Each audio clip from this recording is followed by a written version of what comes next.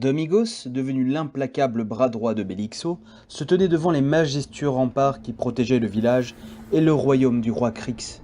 Les murailles s'élevaient en imposantes forteresses, défiant le ciel, symbole de la puissance et de la résistance. À ses côtés, une sombre cohorte d'horreurs issue des ténèbres l'entourait. Fidèles Oukrouk, ghouls affamés, marcheurs morts décharnés et les redoutables carbonards. L'atmosphère vibrait de magie noire et de maléfices, créant une aura sinistre autour du Ganobi. Domigos, maître des morts et expert en sortilèges mortels, se tenait au sommet de son pouvoir. Il lançait un regard froid et déterminé sur les forces obscures qui l'accompagnaient.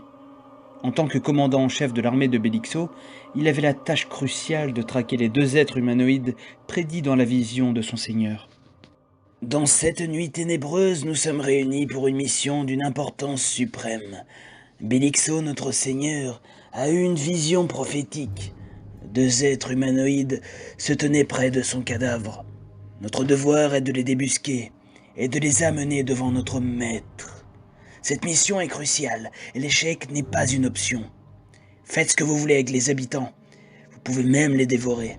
Mais n'oubliez jamais, si ce sont des hommes blonds ou bruns, jeunes d'apparence, ramenez-les à moi. Que la terreur s'abatte sur ceux qui croiseront notre chemin. Une ambiance lugubre s'éleva, empreinte de l'aura maléfique de Domigos, prélude à la sinistre quête qui allait déferler sur le royaume de Crix. L'assaut se déchaîna avec une fureur dévastatrice. Les Oukrouk, accompagnés des marcheurs morts et des carbonards, se ruèrent vers les murs du royaume, armes à la main, déterminés à tout anéantir sur leur passage.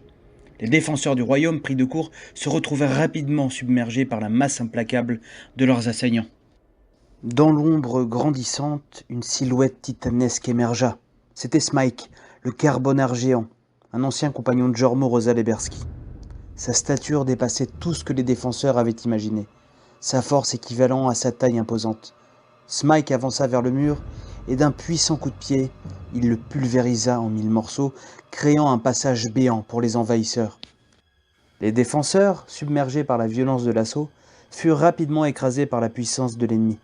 Les troupes de Bélixo pénétrèrent ainsi triomphalement dans le royaume, déclenchant une chasse à l'homme effrénée à la recherche des deux êtres humanoïdes prédits dans la vision de Bélixo.